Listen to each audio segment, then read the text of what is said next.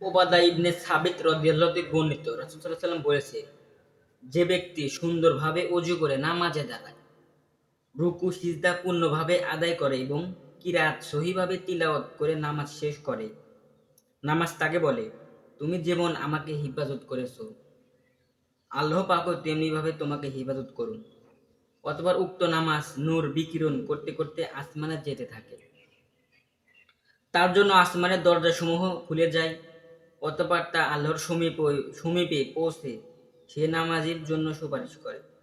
আর যদি রুকু সিজদা ও কিরাত সঠিকভাবে না করে, তবে নামাজ তাকে বলে, তুমি যেমন আমাকে ধ্বংস করলে, তেমনি আল্লাহ পাকও তোমাকে ধ্বংস করুন।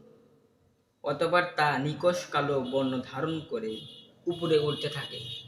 তার জন্য আসমানের দরজাসমূহ বন্ধ হয়ে যায় এবং উক্ত নামাজকে পুরনো কাপড়ের ন্যায় গুটিয়ে নামাজীর মুখের উপর ছুঁড়ে মারা হয়।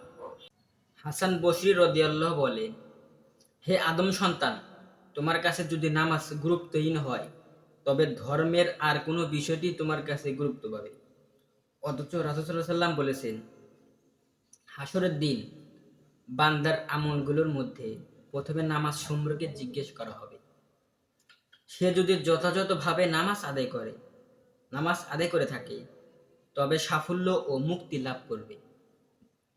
আর যদি নামাজ অসম্পূর্ণ হয়, তবে সে ক্ষতিগ্রস্ত হবে।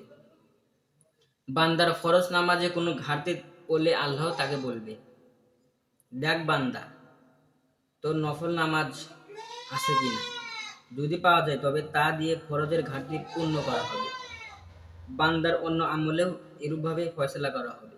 এর জন্য আমাদের নামাজের পাশাপাশি ফরজ নামাজও পড়া উচিত। ইনশাল্লাহ আমরা চেষ্টা করব সবাই ফরজ নামাজের পাশাপাশি কিছু কিছু নফল নামাজও আদায় করার।